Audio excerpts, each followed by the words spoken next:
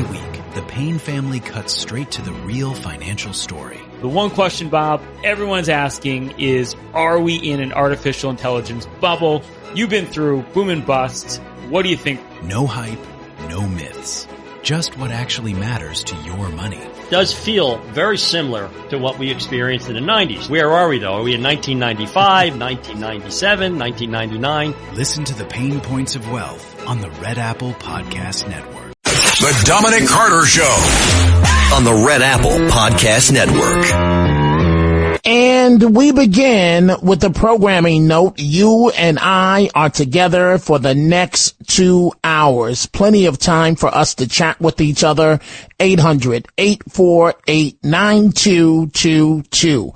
It's official, and I'm sorry, it's disgusting. Mamdani will be the first New York City mayor of America's largest city, to be sworn in on a Quran when he takes office at midnight. The first Muslim to lead City Hall, and he will apparently use 3 different sets of Islam's holy book to take the oath of office during his private and public ceremonies. The public ceremony, of course, is on Thursday, and this is as official gets because it's come from Mamdani's spokesperson. The far left politician is expected to use his grandfather's Quran, and one that belonged to an African-American writer and historian, Arturo Schomburg, lent by the New York Public Library during the private midnight ceremony at the abandoned Old City Hall subway station. State Attorney General Letitia James swearing Mamdani in at midnight, while Vermont Governor Bernie Sanders will deliver the oath of office to the Democrat Socialists later in the day. 800-848-9222. They should be arrested for just making this claim.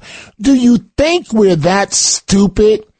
A Minnesota Somali-run daycare, in a bizarre move, claims that all of their important documents about child care were stolen in a mysterious break-in. This is how stupid these people think that we actually are. We're going to get to Nick Shirley's viral video. Continuing to follow that, the powerful House Oversight Committee will hold a hearing next week to investigate the massive fraud that is plaguing, if you will, Minnesota and God knows how many other states. So let's start with Mamdani. Mamdani, the Quran. In politics, perception becomes reality. And it's reckless for the mayor of the largest city in America to be sworn in with the Quran. That's just not good politics, unless you simply don't care what the masses think, unless you have another agenda. And I'm not a conspiracy guy at all. You listen to this show, you know I'm not big on conspiracies. I don't know, folks. 800-848-9222. Here's what I can tell you. He's continuing with his highly controversial pick of people to be inside of his cabinet. One happens to be a lawyer that was a lawyer for an Al-Qaeda defendant. Now, why would you do that, Mr. Mamdani? Listen to his explanation, trying to make it like he's a man of the people. I am delighted to announce that I am naming Ramzi Qasem as chief counsel. Ramzi will be joining the administration from CUNY, where he serves as a professor of law. Government service is no novel concept for Ramzi, who served as a senior policy advisor for President Biden from 2022 to 2024, and has deep experience arguing in court, including before the Supreme Court. I will turn to Ramzi for his remarkable experience and his commitment to defending those too often abandoned by our legal system. City Hall will be stronger with him in it, and our work of building a more prosperous city for all will have a powerful advocate. My sincere hope is that New Yorkers who have long felt on the margins of this city, the homeless veteran straining to survive, the patient searching for the care that they need, an immigrant trying to get by, will feel that they now have leaders in their corner who understand their struggles and care to fight for them. That is the city I want to build, the prosperity I intend to deliver, and the leadership that has too long been lacking. Thank you. So, I would say thank you, Mr. Mayor-elect, in just a few hours to be officially be the mayor. But I'm finding your actions to be despicable. So I'm not going to say thank you. And I've got to be honest with you folks, okay? I'm not discussing the candidates, but this didn't have to be. This did not have to be. 3 candidates. All it would have taken is the one that did the absolute worst to put his ego aside and drop out of the race. Oh no, but he couldn't do that. Couldn't do that. Just couldn't see Cuomo as mayor. Just couldn't see someone else shine. So now the rest of us will pay for the next 4 years for his horrible mistake. And it's absolutely horrible what he has put upon us with Mamdani. Because Mamdani, and you can't argue it, he's going to tell you that he's coming in with a mandate. He's coming in with the will of the people. He barely cracked 50%, but he got that magical 50%. He achieved it. And why did he achieve it? Because the ego of one of the candidates who came in with 7% of the vote, that his ego, he just could not get out of the way. And so now he's as quiet as can be while the rest of us are stuck dealing with the fact that he couldn't get over himself. He couldn't get over his ego. And Mamdani, he's telling us right now what he thinks of all of us. I'm coming into office with a Quran. I'm coming into office with all of my anti-Semitic people. I don't care what you think. I'm the one that controls City Hall, and this is my city now. That's what Mamdani is stating. And there's no getting around that, folks. As far as Nick Shirley, we see all your calls coming in. We're about to begin with them. Nick Shirley, the viral video, Minnesota. He appeared on Donald Trump Jr.'s podcast. And as you might expect, this young man is facing serious death threats. They're so mad. The Somalians are so mad. Because can you imagine, for years you're at the dinner table talking with your family about how everything's good. Oh, we don't need to worry because the government and whatnot. I mean, 81% of these people are on welfare, but on top of that, they're collecting millions of dollars for these companies. Tax exempt, by the way, especially the daycares. So can you imagine how mad they are now? Like, that's why they're, right now, there's, like, people are so upset. Like, there's like bounties on me here in Minnesota because people are so upset as far as the fraud that's being exposed, because they know their time's up and they know everyone's just sick and tired of this happening inside their own state and across America. What have some of those threats been? Yeah, there was apparently like a bolo that they used. That's the word that some people told me was on me, and I can't reveal too much just because I don't want to reveal. But like, yeah, lots of messages, death threats, obviously on social media, and then it's just not the most safe thing for me to be moving around freely right now. I think that's fair. I mean.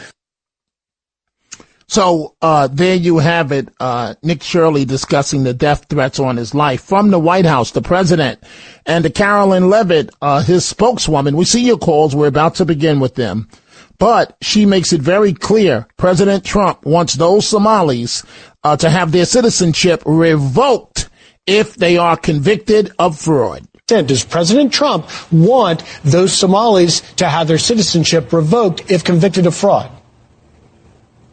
Absolutely. And it's something the Department of Homeland Security, the Department of State is currently looking at right now. It's something this administration has already done. And we know that there are liberal activist judges across the country who will try to block and tackle this administration from pursuing justice at every turn. But that's not going to stop the president and his entire cabinet by acting on behalf of law-abiding, tax-paying citizens in the state of Minnesota and in states across the country who have been ripped off by people who abused our immigration system, came to our country, do not love our country or respect our values, and now have been ripping off and stealing money from law-abiding Americans. This administration is not going to tolerate it. And again, this is a whole of government effort. We've surged resources. As you pointed out, the Department of Justice has already charged and prosecuted nearly 100 people. In fact, some of the buildings and some of the sites that Nick Shirley exposed in that video are under current investigation by the Department of Justice. One of those sites, the Midway building resulted in 13 defendants already being charged earlier this year under the leadership of our Attorney General and President Trump. So that is definitely going to continue. And we start with your telephone calls. Let's go to Alan, Long Island, line 2. Alan, what's on your mind? Oh, hi, Dom. You do yeoman's work. Unbelievable. But you know something? This Mamdani becoming the mayor, you got to blame yourself. You support legal immigration. 85% of the people who voted for him are foreign-born. Same thing with these judges. Wait. So hold on with your canned call.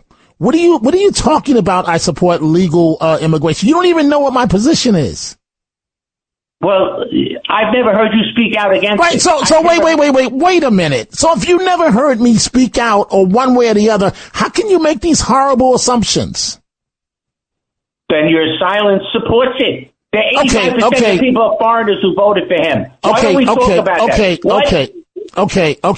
that? Alan, I'm gonna try and back up. I'm not gonna get myself upset. Rather than trying to attack me with your fake, phony agenda, why don't you just tell me what the point is you're trying to make?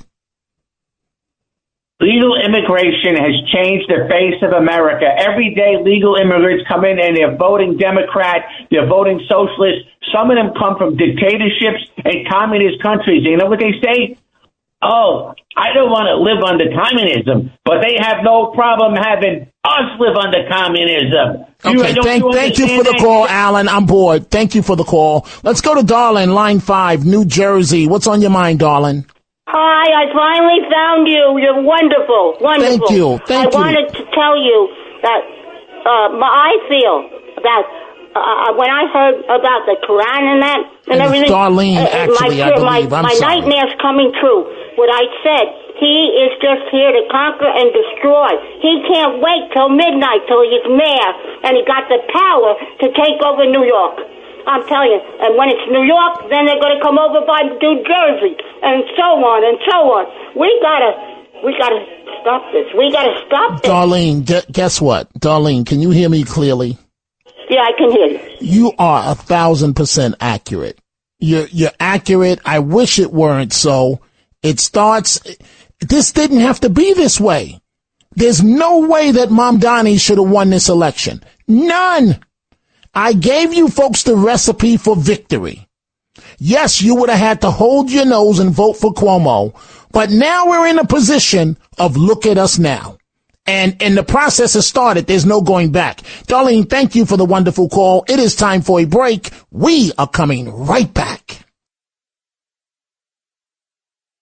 The Dominic Carter Show. Entertaining and informative on the Red Apple Podcast Network.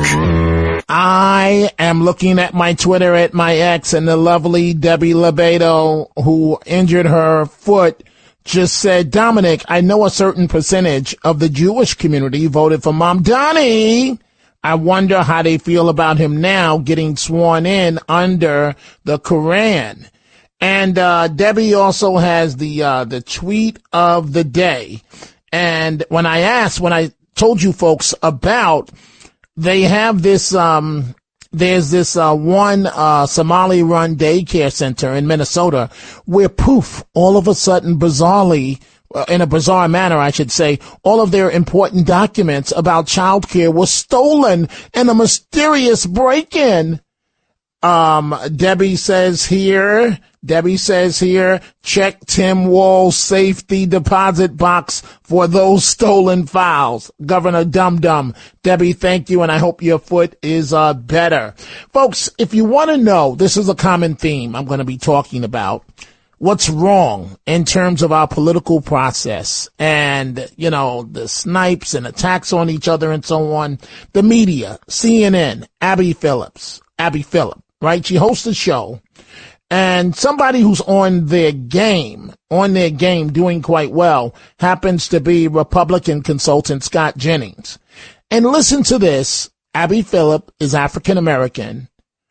Scott Jennings is white. She tries to bait him into a race-based argument about fraud in Minnesota. They just can't accept that many, or certainly some in the Somali community, are crooks. Listen to this. Why is it that right now everything seems to be about whether or not the people involved here are Somali, even though one of the biggest people who were involved in one of these frauds was not Somali at all. She was a white woman. So respond to that. Doesn't that disprove everything he just argued? Well, they're obviously rounding up everybody who is involved in fraud. No, they're not rounding up everybody. They're all talking about Somalis. That's the point. I want them to round up anyone who is involved in defrauding American taxpayers of what apparently amounts to $9 billion in a very, very small state. Somali, whether they're citizens, immigrants, white, I don't care. You don't care if they target one fraud to stop. But do you support the targeting of this one community or not? I support the targeting. That's the right thing to do? I support the targeting of people engaged in fraud. But do you support the targeting of the Somali American community as directed by the President of the United States based on their ethnicity? That's not what he said. That's it. That is precisely what he said. If they are engaged in fraud and because they're American citizens, should that make them immune? That's a straw man argument. No. Just answer the question. I did. I want anyone involved in fraud to be targeted. Anyone involved in fraud. But not based on their ethnicity. I want it based on whether they're involved in fraud. Is it really so hard to answer that question? Yes. I want it. Yes. Is it so hard the only to sit criteria, there and say we shouldn't target people based on their ethnicity? The only criteria I have is fraud. We shouldn't target people based on their ethnicity? I can say that. Can you say that? I can say that. Everyone here can say targeting people based on their ethnicity is bad. You shouldn't Scott Jennings won't say that. Why won't you say that? Because I don't agree that that's what's happening. I don't agree with your fallacy. I don't agree with your stupid ad hominem attacks are the lowest form of argument, Scott. The lowest form of argument is to come out here and accuse me of some kind of race-based argument. There's $9 billion in fraud, what you believe, and you don't care. That's the main problem. So let me make this very clear. It doesn't matter if you're orange, if you're yellow, if you're black, if you're brown, if you're green. A crook is a crook is a crook. That panel was 4 against 1. And they tried to make Scott Jennings into the Klan because he's pointing out corruption in the Somalian community. A crook is a crook is a crook. Come on, CNN. Come on, Abby Phillip. You can do better than that. You are better than that. We're coming right back.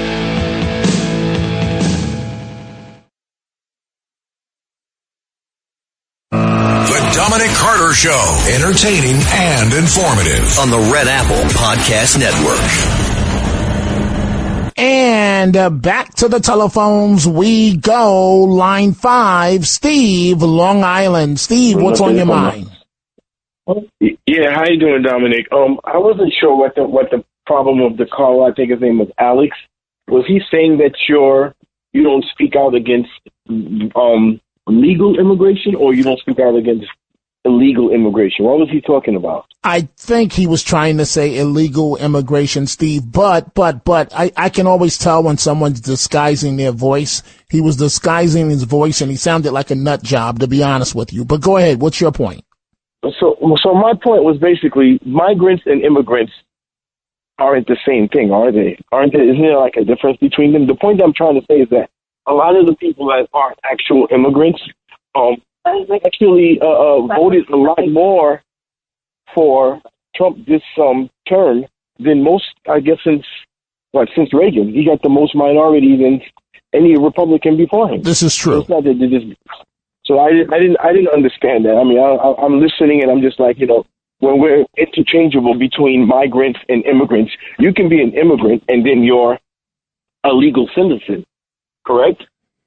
Well, let me just put it to you this way, Steve. The caller, sometimes there are certain callers where they call up and they're trying to bait me into an argument. And those are the ones where I immediately stand down because I'm not going to argue with them because the premise is silly. I don't even think the caller knew what he was saying. But Steve, thank you for the wonderful call here.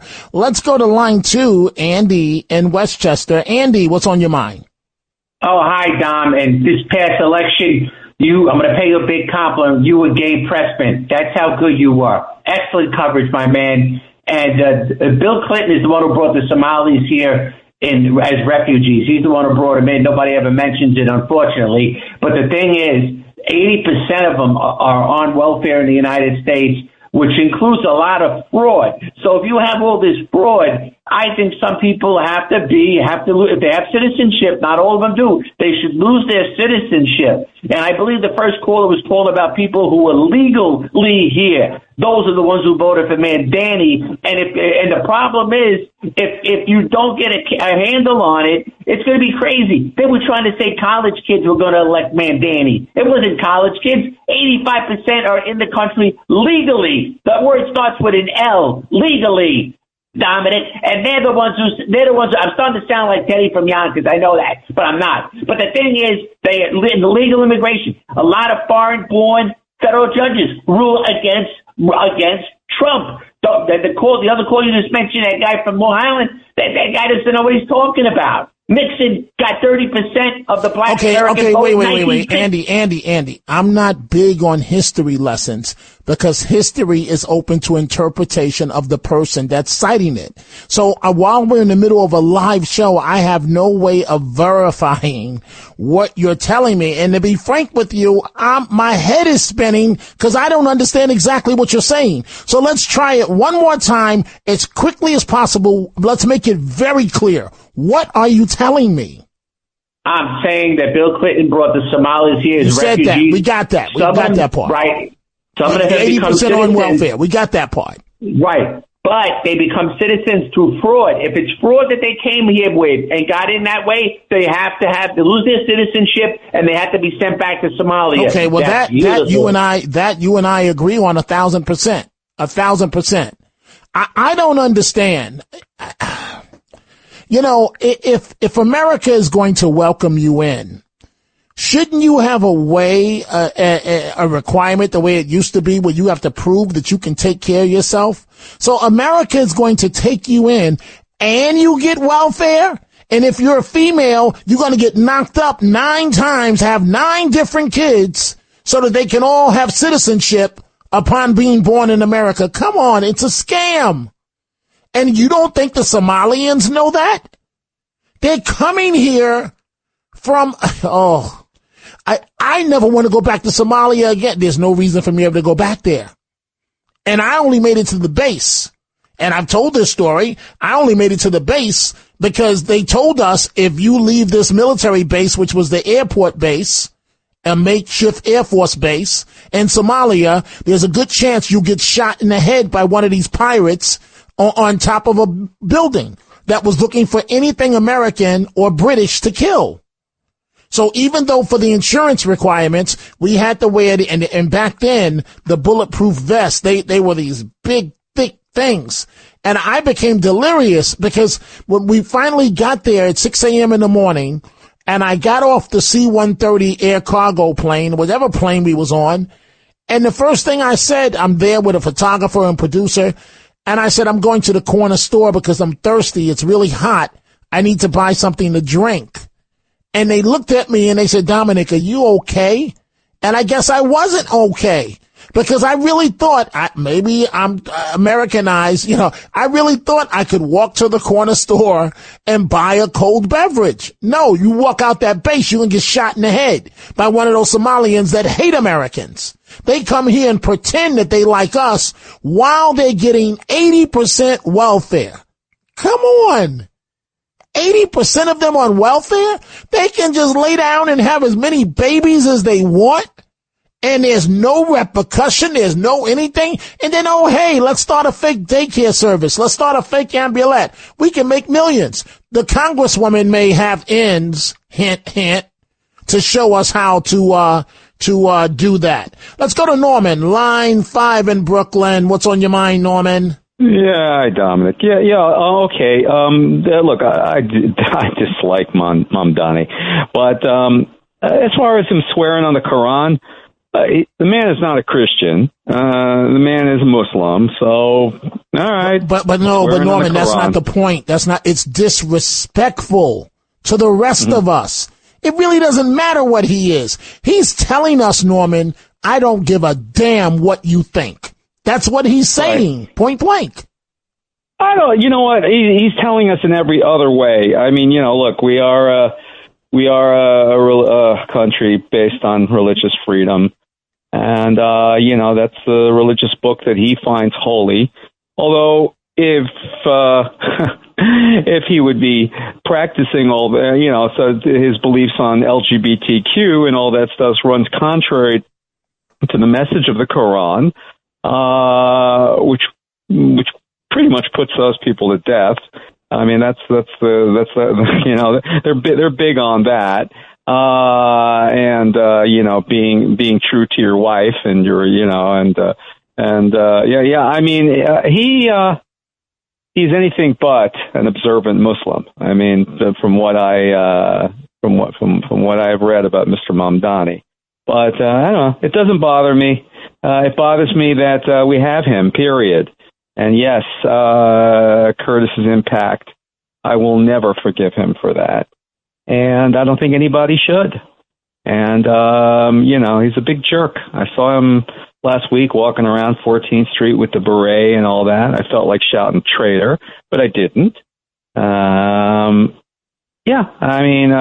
We have this because of the stupid ranked choice voting. And we have this because Cuomo apparently wasn't too hungry to go out and shake a hand or two. The fecklessness and stupidity of the Republicans who don't put up a legitimate candidate. And in the end, Curtis sticking it out because he wanted to stick it to Cuomo rather than caring about the city, which he, says he cares about and obviously does not. So, I'm not going to mention any other candidate's name. I'm just going to say this, Norman, that, we can say anything we want about Cuomo. He would have been 1,000,000 times better than Mamdani. Yes, he would have. That's why I was working for him. and if it was Cuomo against Mamdani, I'm sick of listening to that stupid argument. Well, if I had got out of the race, Cuomo still didn't have enough votes. It's disingenuous, one. Oh, yeah. Two. Well, look, if you ask me, and look, this is Norman's opinion, okay? In Norman's opinion, Mr. Mamdani gave that boy some money. I mean, this is my opinion. This is not WABC's opinion, and I can give my opinion. And my opinion is, old Curtis, obsessed with hate, which undid him, if you ask me. I think he had a little money coming in from Mamdani. I mean, why else would he have gone on the war path against Cuomo? I didn't hear. It seemed like he almost didn't try to get Mamdani. I mean, I didn't hear much negative stuff coming out of Curtis's mouth about Mamdani, and the main reason, and I wonder why. I thank you for the call, Norman. Best wishes for a great 2026 to you. Let's see. Let's go to Fran, line 2, Long Island. Fran, what's on your mind? Love what you do, my friend. The guy's right. I don't know about taking money, but he is unbelievably as such a rotten person, Curtis Sliwa, what he did, how he knew, I mean, to go against John, what does he think, John Catsimatidis is stupid? You think John Catsimatidis is going to tell you to drop out if you ain't got, if you got a shot to win? As soon as John told him that, he should have dropped out. To disrespect a man like that is absolutely, to throw away his career just goes to show you what kind of person Curtis is. He had absolutely, you said it, he had absolutely no shot whatsoever. So the only thing can be this: he either hates New York or he took money. There's no other way about it. How on earth could he not drop out and do everything he can to save New York? He didn't do that. And now he's on another radio station and he's bad-mouthing WABC? Who does this guy think he is? Who does he think he is? He disrespects John Katz. Do you know what I would do for a job with John Catsimatidis? I'm at work right now. Do you know I'd work for $20 an hour? And this guy, Catsimatidis, gave him the radio station, let him do whatever he wanted, and he disrespected him. I can't tell you how mad I am at Curtis Sliwa.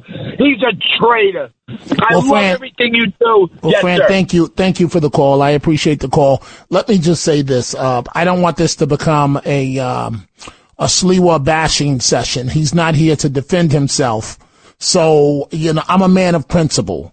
And so, even though he's done a lot of things as it relates to me that are despicable as of late, telling false tales. I was at RNN before I came to WABC. I had a full-time job, okay? A television job at RNN. But that's neither here nor there. I'm not going in the gutter. I'm just stating that, again, the election is over. We can complain, we can whine, we can do whatever we want, but what we cannot do is change what happened. This is Mamdani's world now, and we live in it, in his world. It's his way. Get used to his way. Now, he's going to do it with a smile, but make no mistake about it. This is Mamdani's world, and we live in his world. Let's go to Ernest, line 5, Rockland County, New York. Ernest, what's on your mind? Thank you, sir. If you're a man of principle, then you will look up this law right now. U.S. Code. Okay, no. What is the point you want to make? Tell me the point you want to make first. I'm not going to let you just cite some code. What is the point you're trying to make? Tell me the point first. I'm a reasonable man. Okay, tell me the point. We live in America, and we're under American rule of law. Okay, what is the point you're trying to make? Please, sir, I don't have all day. Tell me the point you're trying to make. Then he cannot be signed in under any foreign law. He's a foreign agent. Oh, come on. Please, Kevin, lose that call. How did this guy even get through? With this now, he's a foreign agent. No, he's not. He's the mayor of New York City. Stop with the nonsense. What are you smoking? He is the mayor. Period. And he won. And he's going to say that he won with a mandate because he cracked 50%. He's going to say that the people of New York want his agenda because a majority voted for him. And we can't counter that because he barely cracked 50%, and 50% is the magical number that establishes that you have a majority. And for any public official, that's heaven. Time for a break. We are coming right back. The Dominic Carter Show. Entertaining and informative. On the Red Apple Podcast Network. And the Tunnel to Towers Foundation final thoughts for the last day of this year. I'm punting so that we have more time on the phone with each other. Line 1, Carolyn, Staten Island. What's on your mind, young lady? Good afternoon. My name is Caroline. Thanks so much for taking my call. I'm calling today to talk about some of the other calls, Fran from Long Island and Norman, about Mamdani winning. I'm a Gen Z voter myself. I did not vote for Mamdani. I did vote for Curtis. To call Curtis a spoiler is just kind of insane because if Curtis wasn't in the running, I know myself and many other Gen Z Republicans were not going to vote at all. So it's unfortunate that that's the legacy that he's, taking on. And as far as Mamdani swearing on the Quran, no need to cite any code.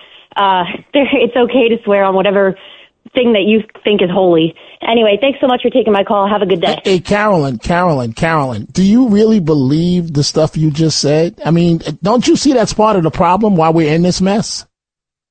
Look, I get it. It's a very unfortunate situation we're living in here in New York. It's unfortunate to see from a young person's point of view coming into the world, you know, and having it be like New York City. And I'm not excited about a Mamdani mayor at all. Okay. But I would not have voted for Cuomo after what he did during COVID, living through that as a student and seeing everything. The integrity wasn't there for me. He just doesn't have my vote. And like I said, many people in my demographic agree. It's a shame, young Republicans in New York. I don't think we have much of a future here, though, not to be, you know, morbid. But well, we can't give up. But thank you so much for your input. And it's great to hear from young people like you, because it's important to hear what you have to say, what the future has to say. Thank you so much. Let's go to Bill in Morrisville. Is this Morrisville upstate, Bill? Line 2? No, Morristown, Big Dom. Okay, it says Morrisville on my screen here. Okay, all right. Okay, well, Morristown. I wanted to kind of sort of pile on what that young lady said. You know, Dominic, there was a time, certainly when you started out, journalists had a lot of integrity. We've reached the stage where people tune in to what they want to watch based on what they want to be told. Bill, let me just stop you for 1 second. Wait, Bill, I'm going to give you your say. I'm not going to cheat you of your time. I'm going to give you your say. That's one of the biggest frustrations that I have. When I started out in the business, legends, Gabe Pressman, Doug Edelson, Stan Brooks, Joe Bragg, absolute legends, where no matter what your personal politics were, you did a good job in telling the story. Now what we have is, is this what you want to hear to move my career up? This is what you'll get. Go right ahead, Bill. Did this happen? And yes, Gabe Pressman, I would never show the black Gabe Pressman. You remind me of Gabe Pressman, Dominic. Oh my God. Yes, you do. Well, I would prefer to be the next Gabe Pressman, not just a black Gabe Pressman. No, that's what I mean. That's what I mean. But my God. One of the highlights of my career is that Gabe pulled me aside and he said, Dominic, you know, I'm not going to be here too much longer. I'm passing the mantle to you. And I took that as a tremendous honor, because one of the hardest times that I had when I cracked into the business, right? So when I came in, Bill, it was clear that I was going to go on to greatness, right? And many of the great journalists, they embraced me. One major black journalist gave me hell. This is John Johnson, Channel 7 Eyewitness News. I remember him. And his whole thing was, nobody's going to replace me. You know, he did these promos walking around with leather jackets. Instead of saying, here's this younger brother that's the heir apparent that is going to replace me, whether I like it or not, he gave me hell. And, you know, people like Jim Jensen, Jim having me on his Sunday television show, you know, I forgot the Sunday edition or something like that. You know, most of the legends that I grew up watching, when I came into the business, they embraced me. But I will never forget the way that John Johnson, gave me his rear end to kiss. And, you know, it just wasn't cool.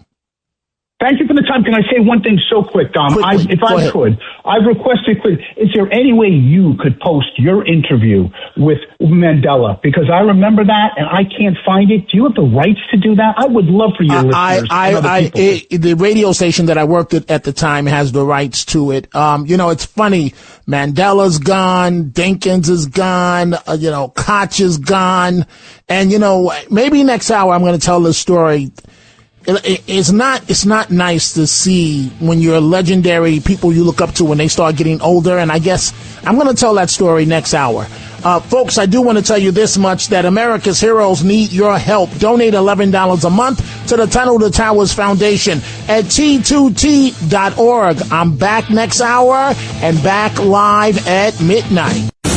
Thanks for listening to The Dominic Carter Show. You can hear The Dominic Carter Show weekdays at 3 p.m. and Monday through Thursday at midnight and Sunday starting at 11 p.m. on 77 WABC. If you like the podcast, share it with your friends and listen anytime at WABCRadio.com and download the WABC Radio app. Hit that subscribe button on all major podcast platforms. Plus, follow WABC on social on Instagram, TikTok, Facebook, and X. See you next time for a new episode so you never have to wonder, what the heck is going on here?